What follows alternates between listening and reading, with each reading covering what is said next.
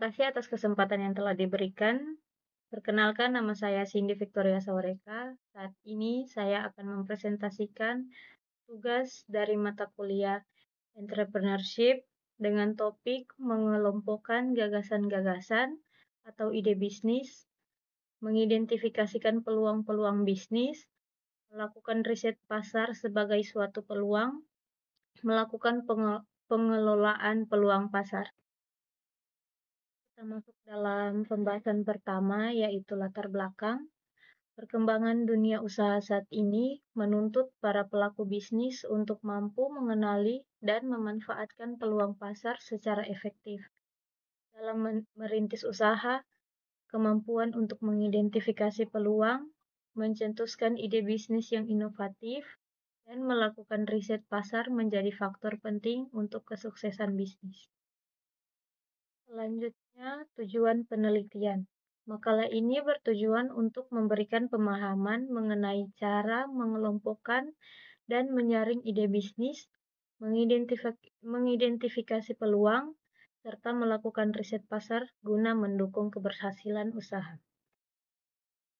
Kita masuk dalam pembahasan. Yang pertama, mengidentifikasikan dan menilai peluang bisnis. Peluang bisnis dapat diartikan sebagai suatu kondisi di pasar yang memungkinkan seseorang atau perusahaan untuk menawarkan produk atau jasa yang dibutuhkan oleh konsumen. Identifikasi peluang bisnis bisa dilakukan melalui observasi tren, masalah yang belum terpecahkan, atau kebutuhan pasar yang belum terpenuhi. Penilaian peluang mencakup aspek kelayakan pasar, keunggulan kompetitif, dan potensi keuntungan. Yang kedua, penelitian lapangan. Penelitian lapangan merupakan proses pengumpulan informasi langsung dari target pasar, pesaing, atau lingkungan sekitar. Tujuannya adalah untuk memahami kebutuhan konsumen, tingkat persaingan, dan kondisi pasar secara nyata.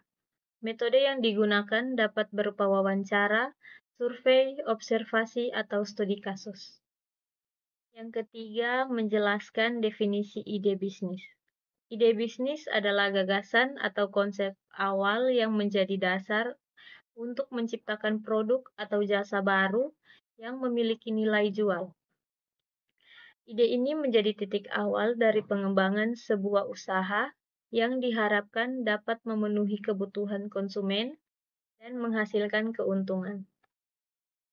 Yang keempat, mengidentifikasikan sumber-sumber ide bisnis.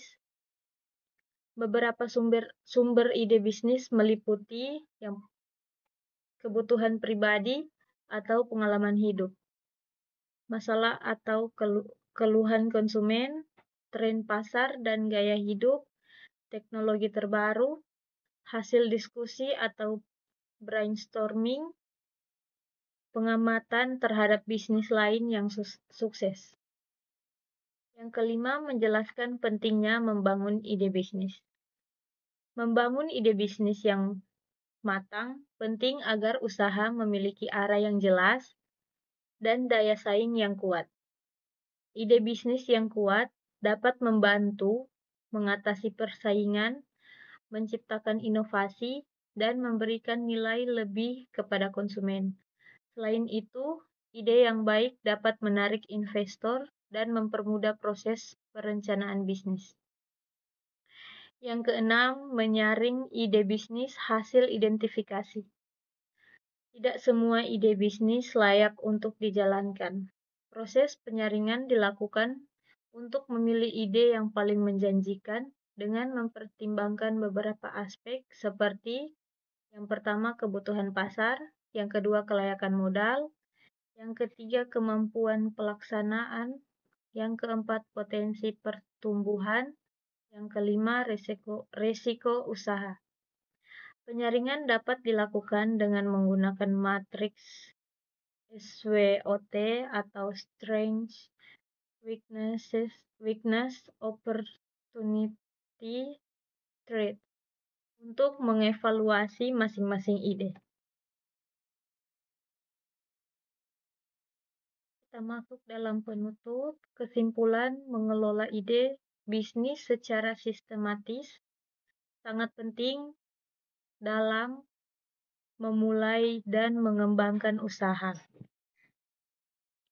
Proses ini dimulai dari mengidentifikasi peluang, merumuskan ide, melakukan penelitian lapangan, hingga menyaring ide yang paling layak untuk dijalankan.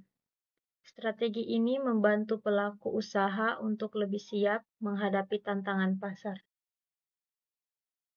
Ada juga saran bagi calon wirausahawan penting untuk terus mengasah kreativitas dan kemampuan analisis pasar agar dapat menangkap peluang dengan cepat dan mengubahnya menjadi ide bisnis yang berkelanjutan.